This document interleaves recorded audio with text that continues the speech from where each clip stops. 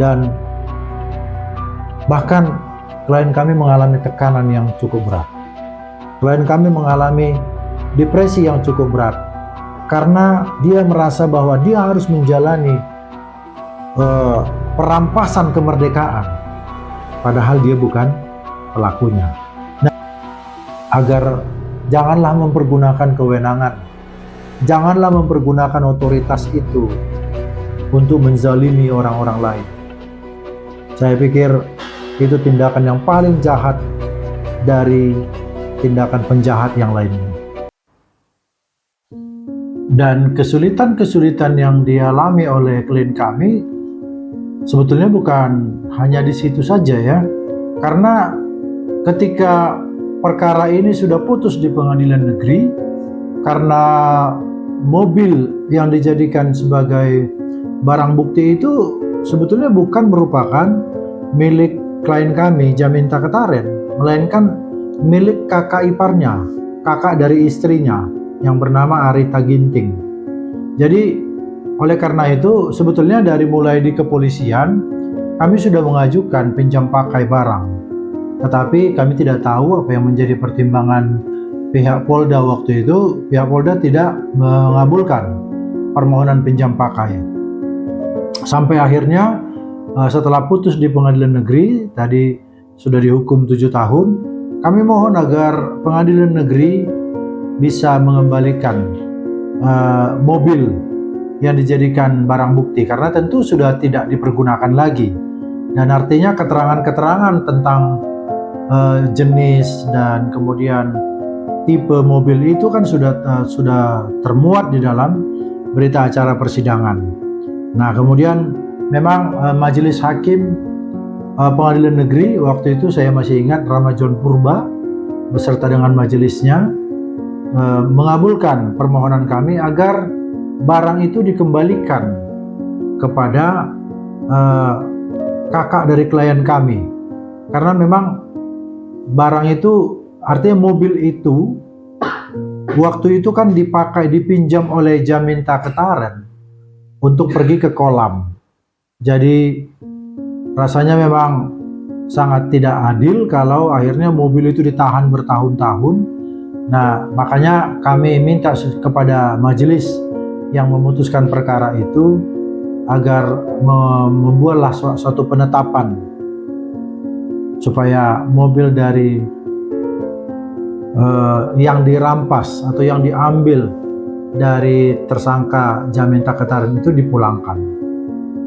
Kemudian majelis hakim mengabulkan permintaan permohonan kami ini, mengeluarkan satu penetapan, dan kami pun akhirnya pergi ke Rukbasan karena ternyata barang itu sudah dititipkan di Rukbasan. Mobil itu sudah dititipkan di Rukbasan, ya.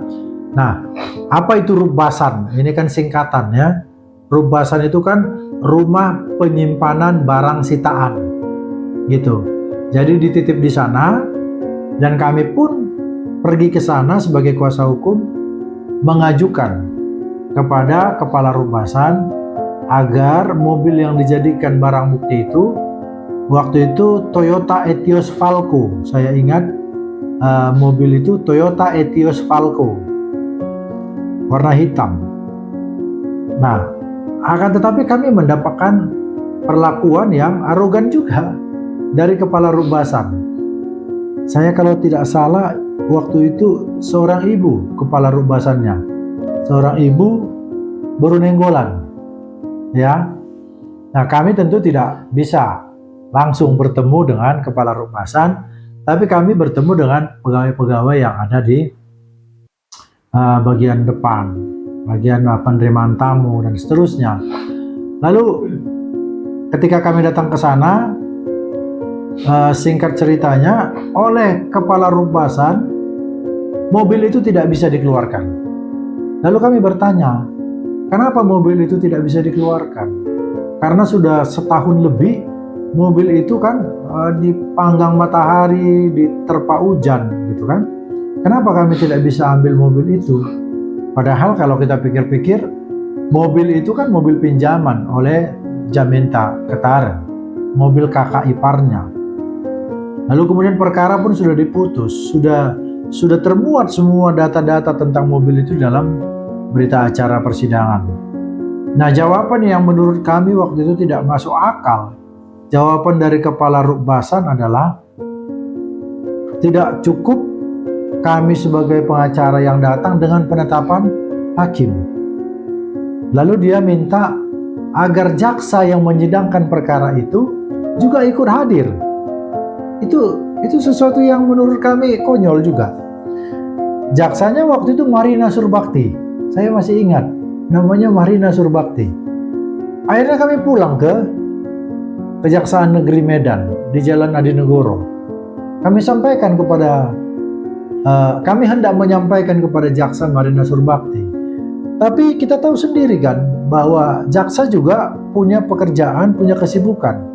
Waktu itu Jaksa Marina ini tidak kami jumpai, tidak bisa bertemu karena dia lagi di Pengadilan Negeri Medan bersidang.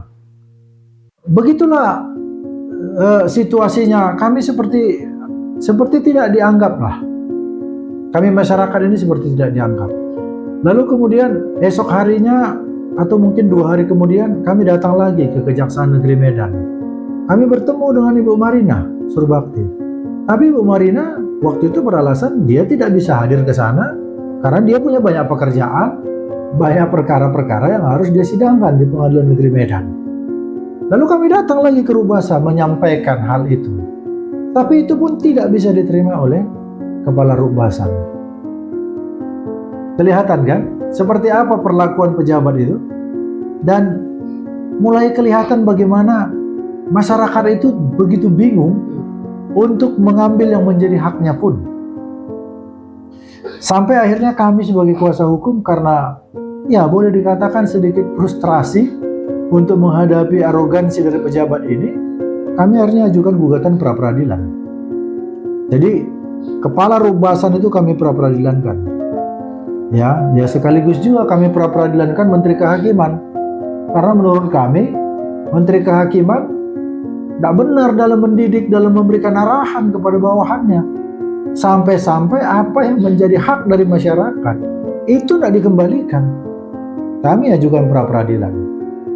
Termasuk juga kejaksaan kami pra-peradilankan.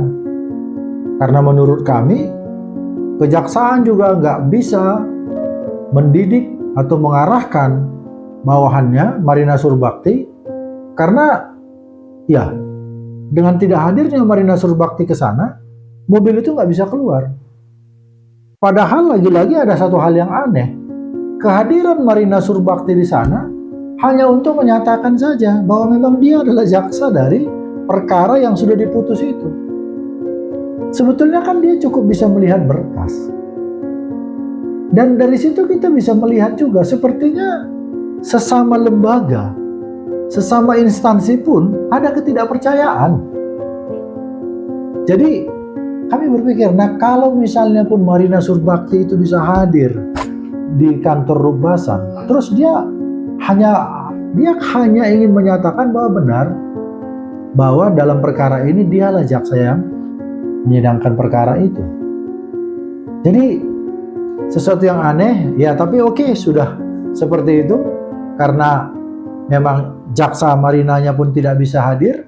Akhirnya kami juga ajukan permohonan pra-peradilan.